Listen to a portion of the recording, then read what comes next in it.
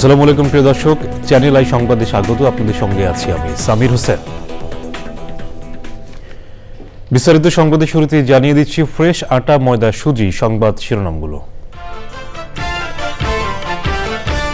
পাসপোর্টে police verification না রাখতে প্রধান উপদেষ্টার নির্দেশ। সরকার মানে হয়রানির ধারণা দূর করতে জেলা প্রশাসকদের প্রতি আহ্বান। সাবেক এমপি ফজলে করিমকে কারাগারে পাঠাতে ট্রাইব্যুনালের নির্দেশ। জুলাই গণঅভ্যুত্থানে চট্টগ্রামে 2 জনকে হত্যার অভিযোগ।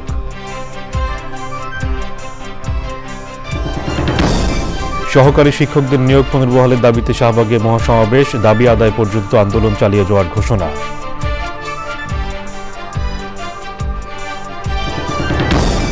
অটোরিকশা চালকদের অবরোধে যানজটে নাকাল রাজধানীবাসী। বিক্ষোভের মুখে বিআরটি এর জেল জরিমানার নির্দেশনা প্রত্যাহার। এবং আখেরি মোনাজাতের মধ্য দিয়ে শেষ হল বিশ্ব ইজতেমার 3য় পর্ব। মুসল্লিদের আমিন আমিন ধ্বনিতে মুখরিত তুরাক্তি।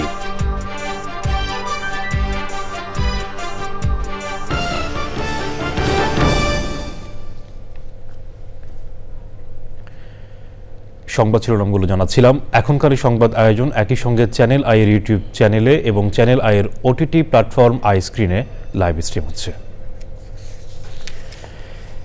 দেশের শান্তি শৃঙ্খলা রক্ষা একটি বড় ইস্যু, এটা 1 নম্বর বিবেচ্য বিষয়, এমন মন্তব্য করে প্রধান উপদেষ্টা অধ্যাপক ডক্টর মোহাম্মদ ইউনূস বলেছেন, সরকারের সকল সফলতা বা ব্যর্থতা নির্ভর করছে শান্তি শৃঙ্খলার উপর।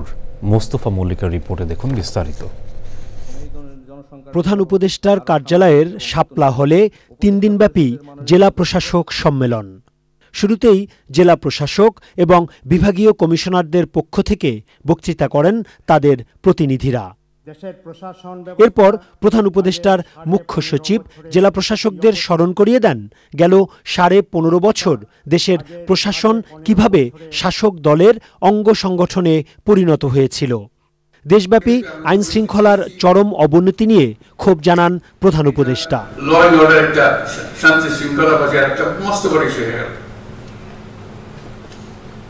এটাতে আমরা কি পরিমাণ অগ্রসর হলাম, কি করণীয় আমাদের, এটা একটা 1 নম্বর বিবেচ্য বিষয়।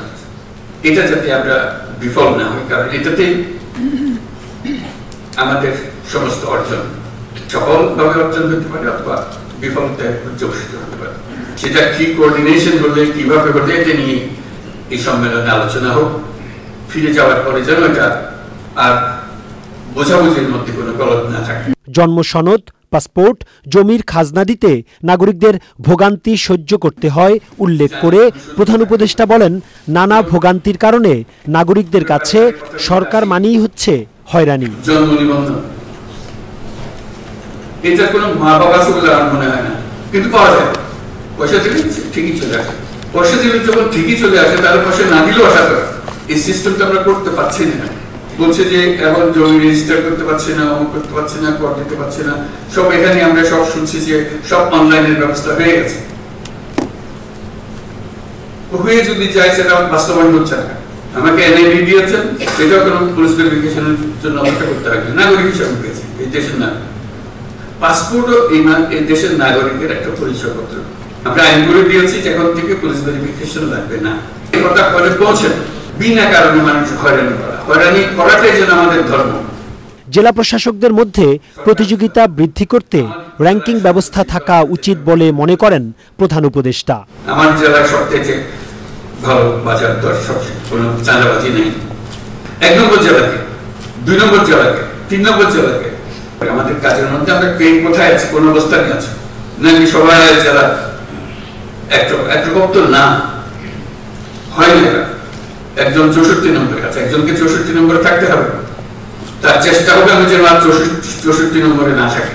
প্রধান উপদেষ্টা মোহাম্মদ ইউনূস জেলা প্রশাসকদের শিক্ষা ব্যবস্থা বিশেষ করে প্রাথমিক শিক্ষার দিকে বেশি নজর দেওয়ার আহ্বান জানান। Mostafa Mallik, channel I, Dhaka. বিএনপির ভারপ্রাপ্ত চেয়ারম্যান তারেক রহমান বলেছেন, যে কোনো মূল্যে জনগণের আস্থা অর্জন করে এক দফার আলোকে দেশকে গড়ে তুলতে হবে। নড়াইল জেলা বিএনপির দ্বিবার্ষিক সম্মেলনে লন্ডন থেকে ভার্চুয়ালি যুক্ত হয়ে নেতাকর্মীদের উদ্দেশ্যে তিনি বলেন, আন্দোলন করে স্বৈরাচার পতন ঘটানো হয়েছে, এখন দেশকে পুনর্গঠন করতে হবে। তারেক রহমান বলেছেন, সামনে আমাদের একটাই লক্ষ্য, দেশের মানুষের ভবিষ্যৎ সুন্দর করা। আজকে সময় এসেছে দেশকে সামনে এগিয়ে নিয়ে যাবার। আজকে সময় এসেছে দেশকে আবার পুনর্গঠন করার জন্য ঝাঁপিয়ে পড়তে হবে আমাদেরকে। দেশের শিক্ষা ব্যবস্থাকে গড়ে তুলতে হবে আবার, যাতে করে আগামী দিনের প্রজন্ম শক্ত ভিত্তির উপরে দাঁড়াতে পারে। দেশের অর্থনীতিকে আবার গড়ে তুলতে হবে। দেশের কৃষককে আবার কৃষির পাশে আমাদেরকে দাঁড়াতে হবে, কৃষকের পাশে আমাদের দাঁড়াতে হবে, যাতে আমরা কৃষিকে শক্তিশালী ভিত্তির উপরে, মজবুত ভিত্তির উপরে গড়ে তুলতে পারি। জুলাই আগস্টে চট্টগ্রামে ওয়াসিম আকরাম ও ফয়সাল নামে দুজনকে হত্যার অভিযোগে সাবেক সংসদ সদস্য এবিএম ফজলে করিম চৌধুরীকে গ্রেপ্তার দেখিয়ে কারাগারে পাঠানোর নির্দেশ দিয়েছেন আন্তর্জাতিক অপরাধ ট্রাইব্যুনাল। তার বিরুদ্ধে 8 এপ্রিল তদন্ত প্রতিবেদন দাখিল করতে বলেছেন আদালত। ওই হত্যার সাথে ফজলে করিম সহ কয়েকজন জড়িত ছিল বলে দাবি করেন মামলার চাক্ষুষ সাক্ষী আব্দুল্লাহ আল মামুন। মাজহারুল হক মান্নার রিপোর্ট। সাবেক সংসদ সদস্য এবিএম ফজলে করিম চৌধুরীকে গত 12 সেপ্টেম্বর আটক করে বিজিবি। তার বিরুদ্ধে হত্যা, অপহরণ, মুক্তিপণ আদায়, হত্যা চেষ্টা, অস্ত্র দিয়ে ফাঁসানো, অস্ত্রের মুখে জমি লিখিয়ে নেওয়া, ভাঙচুর ও দখল সহ বিভিন্ন অভিযোগে চট্টগ্রামে 10টি মামলা আছে। ওইসব মামলায় গ্রেপ্তার এবিএম ফজলে করিম চৌধুরীকে কেরানীগঞ্জ কারাগার থেকে রোববার সকালে আন্তর্জাতিক অপরাধ ট্রাইব্যুনালে হাজির করা হয়। ওই হত্যার ঘটনায় গ্রেপ্তার দেখানোর জন্য প্রসিকিউশন আবেদন করলে আদেশ দেন ট্রাইব্যুনাল। এবিএম ফজলে করিম চৌধুরী উনাকে ট্রাইব্যুনালে হাজির করা হয়েছিল। গত 5/2/2024 তারিখের একটি আদেশে উনাকে আজকে ট্রাইব্যুনালে হাজির করা হয়েছিল। উনাকে আজকে এই গণ অভ্যুত্থানে সংঘটিত অপরাধের, মানবতা বিরোধী অপরাধের অভিযোগে গ্রেফতার দেখিয়ে কারাগারে প্রেরণ করা হয়েছে। এই মামলায় আগামী 8/4 অর্থাৎ 8 এপ্রিল 2024 তারিখ তদন্ত প্রতিবেদন দাখিলের জন্য দিন ধার্য করা হয়েছে। পরে হত্যার সাথে ফজলে করিমের সম্পৃক্ততা নিয়ে কথা বলেন মামলার সাক্ষী। 3জন আমাদের সমন্বয়করা শহীদ হয়েছিলেন। এদের মধ্যে একজন হচ্ছে ফয়সাল আহমেদ শান্ত, একজন হচ্ছে ওয়াসিম আকরাম, আর একজন হচ্ছে ফজলে রাব্বি। এই 3টি হত্যাকাণ্ডের সাথে চট্টগ্রামে যারা হেভিয়েট আওয়ামী লীগের নেতারা ছিলেন এবং তাদের সাথে এবিএম ফজলে করিম সহ তাদের অস্ত্রধারী সশস্ত্র সন্ত্রাসীরা পুলিশ বাহিনীকে নিয়ে আমাদের ছাত্র জনতার উপর হামলা করে। প্রসিকিউশন জানিয়েছে যে মামলাগুলোর তদন্ত চলমান আছে, তার প্রতিবেদন যৌক্তিক সময় দাখিল করবে তদন্ত সংস্থা। মাজহারুল হক মান্না, চ্যানেল আই, ঢাকা। হাইকোর্টের রায়ে সরকারি প্রাথমিক বিদ্যালয়ের সহকারী শিক্ষক পদে নিয়োগ বাতিল হওয়া ঢাকা ও চট্টগ্রাম বিভাগের প্রার্থীরা রাজধানী শাহবাগে সমাবেশ করছেন। সেখানে আছেন এনামুল কবির রূপম। সরাসরি যাব তার কাছে। রূপম, সমাবেশে সর্বশেষ কি তথ্য রয়েছে আপনার কাছে? শিক্ষকরা কি বলছেন? শিক্ষকরা সকাল থেকে সমবেত হয়েছেন জাতীয় জাদুঘরের সামনে। ঢাকা এবং চট্টগ্রাম বিভাগের 21টি জেলায় যেসব শিক্ষকদেরকে নিয়োগের জন্য সুপারিশ করা হয়েছিল, কিন্তু সুপ্রিম কোর্ট, হাইকোর্ট বিভাগের একটি আদেশে তা স্থগিত হয়ে আছে, বাতিল হয়ে গেছে। সেই আদেশটি পুনর্বহালের দাবিতে তারা শাহবাগে জাদুঘরের সামনের রাস্তায় অবস্থান নিয়ে বিক্ষোভ দেখাচ্ছে।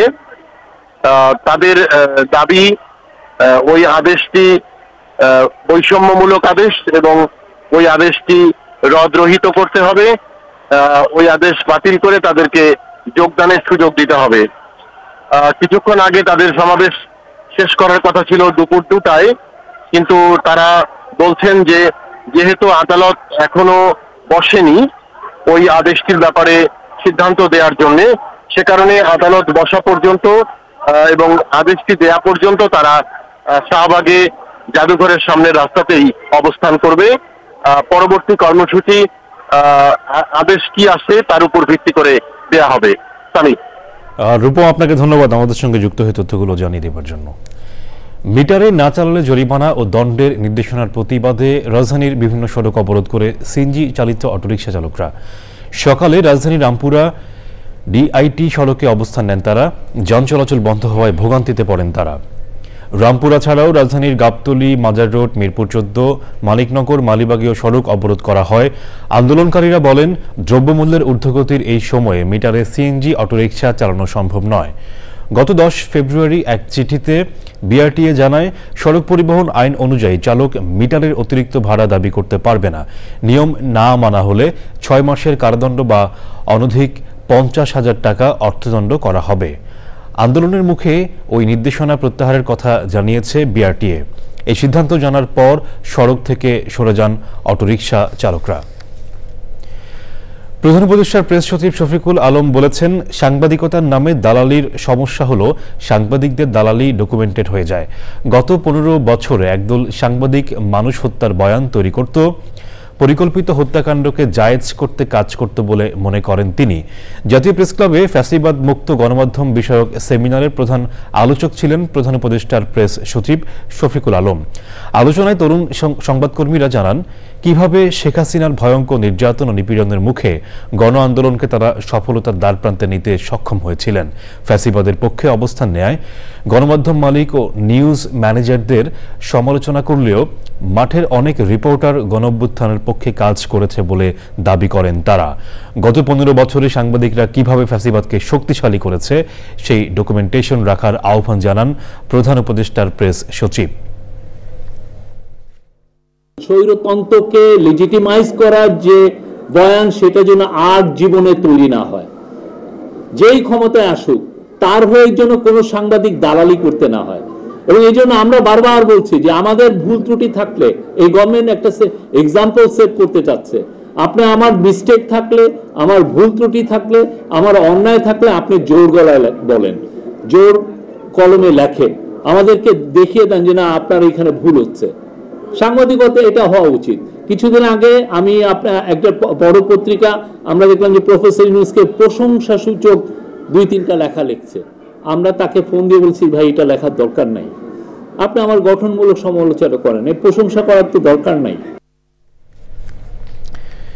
তৃতীয় পর্বের আখেরি মোনাজাতের মধ্য দিয়ে শেষ হলো 58তম বিশ্ব ইজতেমা। মোনাজাত পরিচালনা করেন ভারতের মাওলানা ইউসুফ বিন সাদ। মোনাজাতে মুসলিম উম্মার সুখ, শান্তি ও সমৃদ্ধি কামনা করা হয়। মুসল্লিদের আমিন আমিন ধ্বনিতে মুখরিত হয়ে ওঠে তুরাগ তীর। মহসিন হোসেনের ভিডিও চিত্রে শাকির আদনানের রিপোর্ট।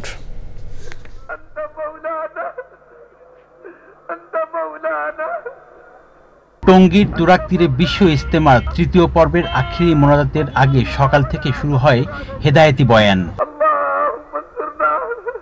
দুপুর 12টা 38 মিনিটে শুরু হয় আখেরি মোনাজাত। মোনাজাত পরিচালনা করেন ভারতের মাওলানা ইউসুফ বিন সাদ। পাপ থেকে পরিত্রাণের আশায় মোনাজাতে কান্নায় ভেঙে পড়েন ধর্মপ্রাণ মুসল্লিরা।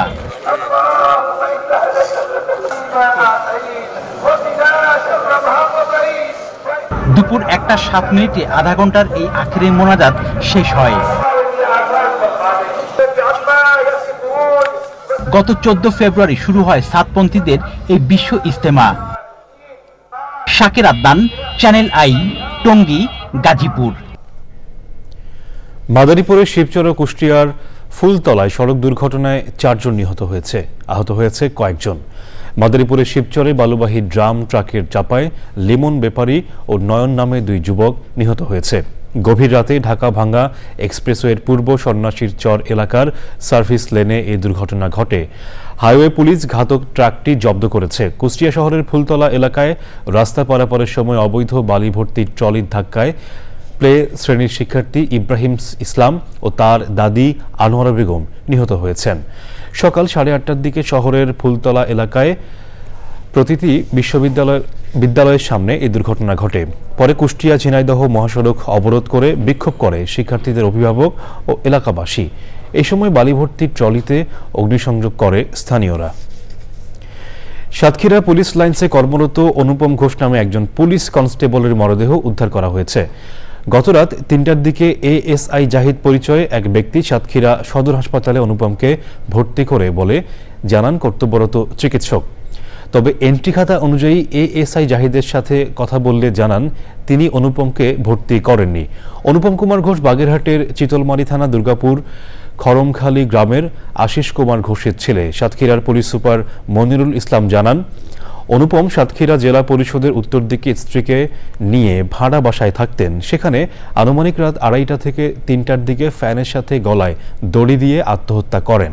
তবে সাতক্ষীরা সদর হাসপাতালে জরুরি বিভাগে দায়িত্বরত ডাক্তার এবিএম আক্তার মারুফ বলেন, প্রাথমিকভাবে তার গলায় কোনো দাগ দেখেননি চিকিৎসকরা। এবারে ভাষার মাস ফেব্রুয়ারি।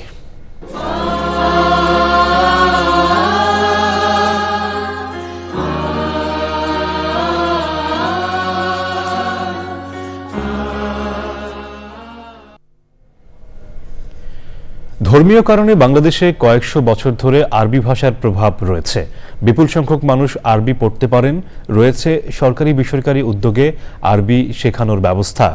বিশেষজ্ঞরা বলছেন, পড়ার চর্চা থাকলেও যোগাযোগের ভাষা হিসেবে আরবিকে বিবেচনায় নেওয়া হচ্ছে না। ফলে বৈদেশিক কর্মসংস্থানের সুযোগ হারাচ্ছে বাংলাদেশ। লুৎফুর রহমান সোহাগের রিপোর্ট।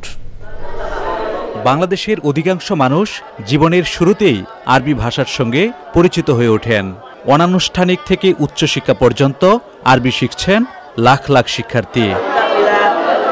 আরবি শিক্ষায় ব্যাপক বিনিয়োগ থাকলেও ভুল পদ্ধতির কারণে ভাষা হিসেবে এর সম্ভাবনা কাজে লাগানো যাচ্ছে না। ৫ দশকের শিক্ষকতার অভিজ্ঞতা থেকে পর্যবেক্ষণ এই ইসলামী চিন্তাবিদের। কথাবার্তা বলে আর একজনকে বক্তব্যটাকে বোঝাবার জন্য যে ভাষাটা, এই কথ্য ভাষাটা, সেইটা আমরা আমাদের বাচ্চাদেরকে শেখাতে পারি নাই। তাহলে পানি আনো বা অন্য কোনো খাবার আনো, তা সে ভাষাটা না বোঝবার কারণে সে করে কি, সেখানে উপস্থিত করে হয়তো একটা দাও হাজির করে। সরকার এই বিষয়টার দিকে যথাযথ মনোযোগ দেন নাই। প্রত্যেকটা বড় বড় শহরে এক একটা ইনস্টিটিউশন করতে হবে। প্রথম আমরা ঢাকায় করে দেখাতে পারি। পরিসংখ্যান দেখাচ্ছে বাংলাদেশের শ্রমবাজারের প্রায় ৮০% এমন দেশে যাচ্ছেন যাদের যোগাযোগের ভাষা আরবি। ভাষাগত দক্ষতা না থাকায় তাদের বড় অংশকেই নানা ধরনের সংকটে পড়তে হচ্ছে। আরবি ভাষা শিক্ষা তাদেরকে দিয়ে যদি যে আরব দেশগুলিতে ঢুকে, তখন কিন্তু তারা চাকরি হারাবে না। তারা কিন্তু ইন্টারভিউ দিতে গেলে তারা ভালো কিছু করবে এবং ভালো দক্ষতা অর্জন করতে পারবে, রেমিটেন্স বাড়বে। কিন্তু এই যে যারা এখানে এসে চাকরি হারাচ্ছে, এর প্রধান কারণ হলো ভাষা এবং তাদের কোনো টেকনিক্যাল কাজ না জানা। মাতৃভাষার পাশাপাশি প্রয়োজন অনুযায়ী অন্য ভাষা ব্যবহারে নাগরিকদের দক্ষ করে তোলার তাগিদ দিয়েছেন বিশেষজ্ঞরা। লুৎফুর রহমান সোহাগ, চ্যানেল আই, ঢাকা। সংবাদের এই পর্যায়ে নিচ্ছি বিরতি।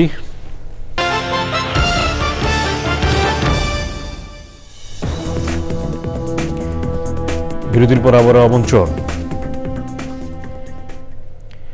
সিঙ্গাপুর প্রবাসীদের পাসপোর্ট ব্লক ও রিজেক্ট সমস্যার স্থায়ী সমাধানের দাবিতে মানববন্ধন করেছে সিঙ্গাপুর রিজেক্ট পাসপোর্ট গ্রুপ। রাজধানীর প্রবাসী কল্যাণ মন্ত্রণালয়ের সামনে এই মানববন্ধন হয়। মানববন্ধনে বক্তারা বলেন, সিঙ্গাপুর প্রবাসীদের পাসপোর্ট ব্লক ও রিজেক্ট সমস্যার কারণে অনেক প্রবাসী নিঃস্ব হয়ে গেছেন। দীর্ঘদিনের এই সমস্যার সমাধান না করা গেলে হাজার হাজার মানুষের জীবন হুমকিতে পড়বে।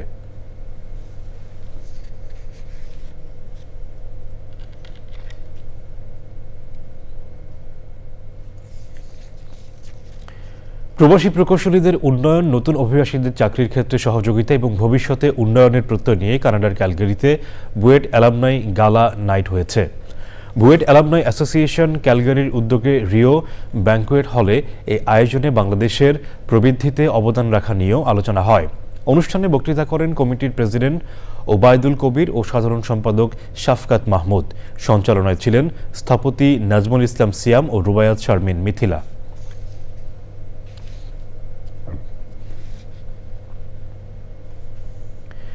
রংপুরে প্রবাসীর দেয়া কারখানায় উৎপাদিত বৈশ্বিক ব্র্যান্ডের জুতা রপ্তানি হচ্ছে মধ্যপ্রাচ্য ও ইউরোপ আমেরিকার বাজারে। উৎপাদিত জুতা শতভাগ রপ্তানি হওয়ায় বিপুল পরিমাণ বৈদেশিক মুদ্রা আয়ে সমৃদ্ধ হচ্ছে দেশের অর্থনীতি। সেই সাথে স্থানীয়দের কর্মসংস্থান সৃষ্টি হওয়ায় পাল্টে যাচ্ছে এলাকার জীবনযাত্রার মান। এহসানুল হক সুমনের ভিডিও চিত্রে মেরিনা লাভলির রিপোর্ট। মেশিনের শব্দ আর শ্রমিকদের কাজে মুখরিত রংপুরের তারাগঞ্জ উপজেলার ঘনিরামপুরের ব্লিং লেদার প্রোডাক্টস লিমিটেড কারখানা। 5.5 একর জমির উপর প্রতিষ্ঠিত এই জুতা কারখানার 2টি ইউনিটে কাজ করছে প্রায় 3000 শ্রমিক। এ কারখানায় শ্রমিকদের শতকরা 80% নারী। তাদের সুনিপুণ হাতের ছোঁয়ায় তৈরি হচ্ছে বৈশ্বিক ব্র্যান্ডের জুতা। বাসায় বেকার বসে না থেকে এখানে একটা কর্মসংস্থানের সুযোগ হয়েছে, পরিবারও চলতেছে, পড়ালেখাও চলতেছে, পয়সা দিয়ে আমার সংসার চলে, এমনকি আমার বাচ্চা কাচ্চার লেখাপড়া চলে। 2018 সালে 350 প্রশিক্ষিত শ্রমিক দিয়ে সিনথেটিক জুতা উৎপাদনের কারখানাটি চালু হয়। পরের 2 বছর করোনার ধাক্কা সামলিয়ে প্রবাসী মোহাম্মদ হাসানুজ্জামান কারখানাটিকে আবারও উৎপাদনে ফেরান। স্টার্টেড উইথ পোল্যান্ড, তারপরে আমরা টার্কিতে পাঠাই, দুবাইতে, জার্মানিতে গেছে, কানাডা গেছে, এখন আমরা ইউনাইটেড স্টেটসেও পাঠাইবার চেষ্টা করতেছি। বাট মেইন বায়ার আমাদের ইন্ডিয়াতে আছে। ভবিষ্যতে আমরা স্টক মার্কেটে যাব, মার্কেটে গেলে আমরা বাংলাদেশেও কিছু আউটলেট করব। স্থানীয়দের জীবন জীবিকার মান উন্নয়ন এবং বৈদেশিক মুদ্রায় এই কারখানাকে মডেল হিসেবে দেখছেন বিনিয়োগকারীরা। ভাগ্যের উন্নয়নের জন্য এরকম একটা ইন্ডাস্ট্রি খুবই প্রয়োজন ছিল, আর জনগণের কর্মের যে ক্ষেত্র তৈরি হয়েছে। বর্তমানে কারখানাটিতে প্রতিদিন 15,000 জোড়া জুতা উৎপাদন হচ্ছে। জুতা রপ্তানি থেকে কোম্পানিটি বছরে আয় করছে 300 কোটি টাকা। প্রত্যন্ত গ্রামের মাঝে মাথা উঁচু করে দাঁড়িয়ে থাকা এই জুতোর কারখানা উত্তরের হাজারো মানুষের জীবন জীবিকার অবলম্বন। পরিধি বেড়ে এ অঞ্চলের বেকারদের জন্য এটি হয়ে উঠুক আশীর্বাদ, এমনই প্রত্যাশা সচেতনদের। রংপুরের তারাগঞ্জ উপজেলার ঘনিরামপুর গ্রাম থেকে মেরিনা লাভলি, চ্যানেল আই। এবারে নিটল টাটা কৃষি সংবাদ।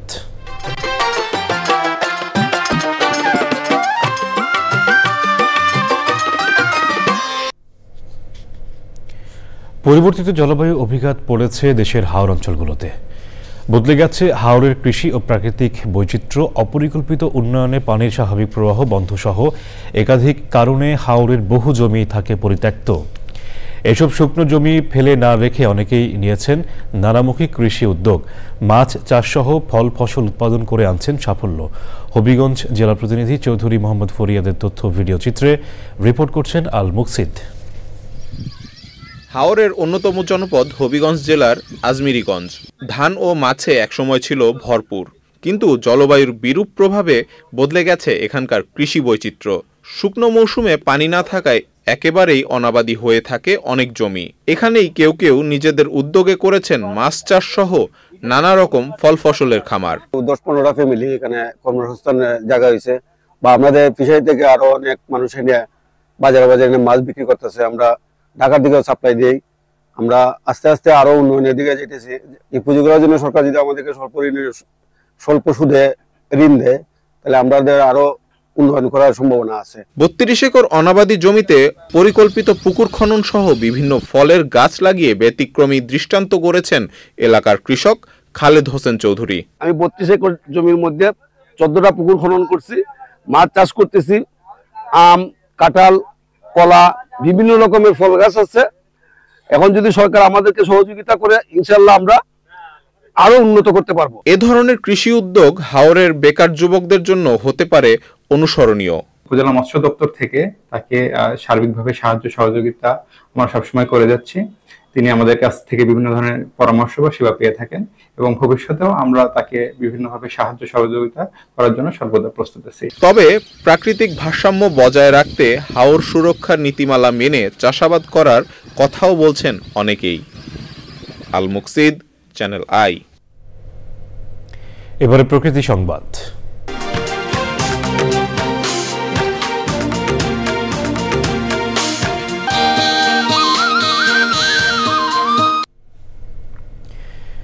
চাঁপাইনবাবগঞ্জে মাত্রাতিরিক্ত আর্সেনিক প্রবণ এলাকায় নিরাপদ পানি সরবরাহ বন্ধের পথে। এলাকাবাসী বলছেন মহানন্দা নদীতে রাবার ড্যামের কারণে পানি প্রবাহ বাধাগ্রস্ত হওয়ায় এই সমস্যা দেখা দিয়েছে। দ্রুত ব্যবস্থা না নিলে তীব্র পানি সংকটের পাশাপাশি জনস্বাস্থ্য হুমকির মুখে পড়বে বলে আশঙ্কা করছেন সংশ্লিষ্টরা। সমস্যা সমাধানে যথাযথ পদক্ষেপ নেওয়ার কথা জানিয়েছে পানি উন্নয়ন বোর্ড। চাঁপাইনবাবগঞ্জ প্রতিনিধি আশরাফুল ইসলাম রঞ্জুর তথ্য ভিডিও চিত্রে আফরোজা হাসির রিপোর্ট। চাঁপাইনবাবগঞ্জ সদর উপজেলার বারঘড়িয়া ইউনিয়নের বেশ কয়েকটি গ্রামকে 2009 সালে মাত্রাতিরিক্ত আর্সেনিক প্রবণ এলাকা হিসেবে চিহ্নিত করা হয়। প্রাণ প্রকৃতি রক্ষায় চামাগ্রাম, লাহারপুর, লক্ষ্মীপুর, বারঘড়িয়া এলাকার প্রায় 1200 পরিবারকে নদীর পানি বিশুদ্ধ করে সরবরাহ করছে বেসরকারি সংস্থা ব্রতি। তবে মহানন্দায় রাবার ড্যামের কারণে নদীতে চর জেগে ওঠায় ব্যাহত হচ্ছে নিরাপদ পানি সরবরাহ। বিকল হওয়ার পথে ওয়াটার ট্রিটমেন্ট প্ল্যান্ট। আমাদের কাপড় চোপড় লাল হয়ে যায়, আমরা গোসল করতে পারি না, একদিন পর পর সাবান শ্যাম্পু দিতে হয়। এই ব্রতে আসাতে আমাদের বিরাট উপকার হয়েছে। এই এক কথাতেই পানি জানে আমাদের এটা ঠিক থাকে, লাইনের পানি ঠিক থাকে। আর পানি সরবরাহ বৃদ্ধির জন্য নদী খনন করা একান্ত প্রয়োজন। মহানন্দায় পানি প্রবাহ ফেরানোর দাবি সংশ্লিষ্টদের। যদি পুকুরের মতো পানি থাকে তাহলে তো এটা বদ্ধ পানি হয়ে গেল, সেখানে জীবাণুটা বেশি প্রবেশ করবে। আর যখন পানিটা বহমান থাকবে সেই পানিটা সেই সারফেস ওয়াটারটা ট্রিটমেন্ট করে আমরা গ্রাহকদের মাঝে দিতে পারি। তো প্রতিবন্ধকতা হচ্ছে যে নদীতে চর জেগে যাওয়া আর কি। পানির সরবরাহ স্বাভাবিক রাখতে প্রয়োজনীয় পদক্ষেপ নেওয়ার আশ্বাস দিয়েছে পানি উন্নয়ন বোর্ড। পানি না পায় আর কি সাকশন করে, তাহলে তারা যদি পুনরায় অ্যাপ্লিকেশন হলে কমিটি ভিজিট করে প্রয়োজনীয় ব্যবস্থা নেবে। পানির প্রবাহ স্বাভাবিক রেখে ওয়াটার ট্রিটমেন্ট প্ল্যান্ট চালু সহ কার্যকর ব্যবস্থা নেওয়ার তাগিদ দিয়েছেন ভুক্তভোগীরা। আফরোজা হাসি, প্রকৃতি ও জীবন ডেস্ক, চ্যানেল আই। শেষ করার আগে ফ্রেশ আটা ময়দা সুজি সংবাদ শিরোনামগুলো জানিয়ে দিচ্ছি আরো একবার। পাসপোর্টে পুলিশ ভেরিফিকেশন না রাখতে প্রধান উপদেষ্টার নির্দেশ, সরকার মানে হয়রানির ধারণা দূর করতে জেলা প্রশাসকদের প্রতি আহ্বান। চট্টগ্রামের সাবেক এমপি ফজলে করিমকে কারাগারে পাঠাতে ট্রাইব্যুনালের নির্দেশ, জুলাই গণঅভ্যুত্থানে 3 জনকে হত্যার অভিযোগ। সহকারী শিক্ষকদের নিয়োগ পুনর্বহালের দাবিতে শাহবাগে মহাসমাবেশ, দাবি আদায় পর্যন্ত আন্দোলন চালিয়ে যাওয়ার ঘোষণা।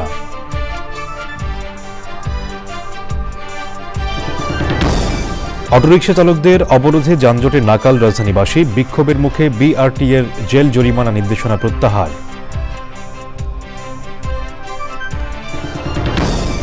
এবং আখেরি মোনাজাতের মধ্য দিয়ে শেষ হল বিশ্ব ইজতেমা তৃতীয় পর্ব, মুসল্লিদের আমিন আমিন ধ্বনিতে মুখরিত তুরাগ তীর।